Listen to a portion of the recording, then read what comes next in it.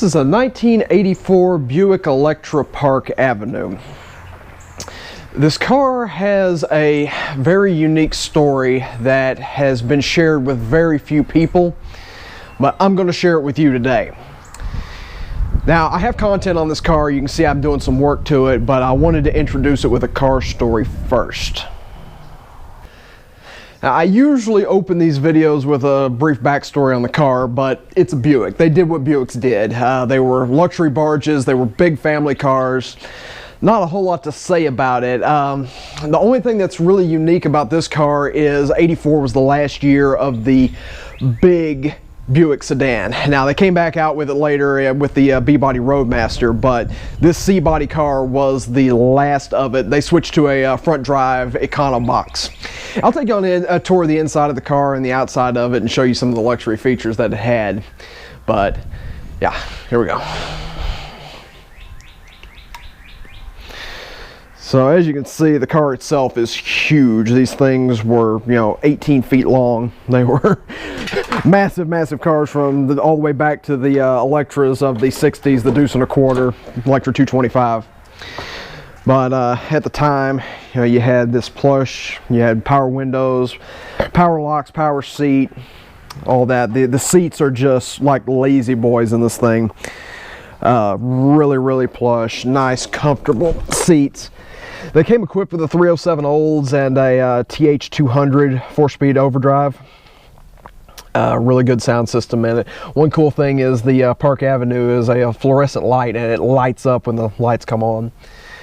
But yeah, I mean, you can just see they were just meant to be big luxury family cars. Not a whole lot special about them. So in early 1986, a mother fixing to be of two. She had a young daughter, and she was very pregnant with her soon-to-be hell-raising boy. And spoiler alert, that would be me. This would be my mom's car. But she was driving a 1982 Cadillac Eldorado. And the car was just way too small. And the electronic climate control had just gone out for the tune of like 600 bucks. And they decided, you know what, this car's got to go. She didn't have it that long, and she decided she needed a bigger car. So my dad took her over to Roger Meyer Cadillac, and they were looking at new Cadillacs, Lincoln Town cars, but what my mom ultimately fell in love with was this 1984 Buick Park Avenue. She fell in love with the features of the car, big inside, safe, comfortable, had cool stuff like the Park Avenue light would light up, and the door over here, when you would open it, would light up and say Park Avenue. So it was a really neat car.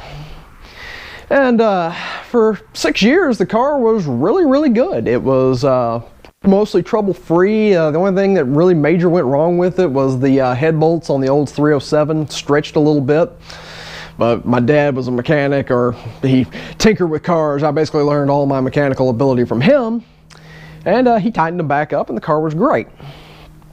Now, in 1992, my dad had some swollen lymph nodes and a nosebleed, which translated into non-Hodgkin's lymphoma. So he got cancer. And at that time, cancer was really, really scary. It's still scary, but at that time, it was very, very terrifying.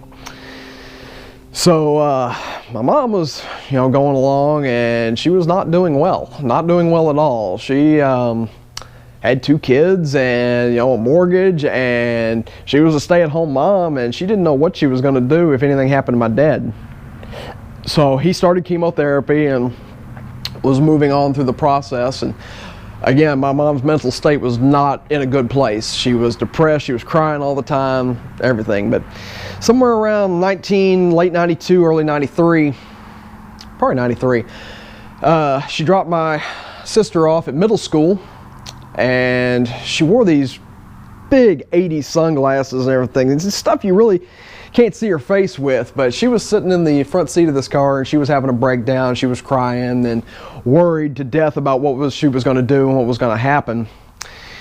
And this teenage boy came over to the car. And nobody knew this teenage boy. My sister worked the office at this middle school. She knew everybody. She didn't know this guy. Nobody knew this guy. Nobody had ever seen him before. And he walked over to the car, and he put his hands on the windowsill and leaned in and asked my mom, "Are you okay?" She was a little bit confused by this because, you know, what teenage boy actually cares enough to walk over and see if somebody's okay, you know, much less how did he even see that she was crying. But she just smiled and said, yeah, I think I'm gonna do okay. And he looked back at 3 of his buddies and he told them, yeah, she's fine. She's gonna be all right. Kids walked away, never to be seen again. And funny enough, my mom's mental state got better and my dad started improving and everything started having a upward trend. So this story's got a little bit more of a metaphysical aspect to it. You can call it what you want. We just call the car Angel. So yeah, my dad went into remission for a few years there, and the car was driven up until 1997 when the AC went bad and the second transmission started leaking. And rather than fix the car, they wound up being retired out to the field, and my mom got a Lincoln Town Car in its place. But I keep it running, I keep it moving. And it's been sitting for about 10 years now, and you know, the whole Angel story there, you can talk what you want, but this car's been sitting for 10 years, and I threw a battery on it and it started up in about 3 cranks. So I think some of the divine spark has transferred over to this car because it absolutely refuses to die. Now, the ending of the story with my dad is he's fine. He went into remission, he had a relapse, eventually went through a whole bunch of other different treatments, and he's been in remission for years and years now. So, I mean, you're talking 30 years after his original diagnosis, he's still alive and kicking and doing quite well. So, the story has a happy ending to it. So, yeah, that's pretty much been this car story. So as always, if you have a car story, I would love to hear about it.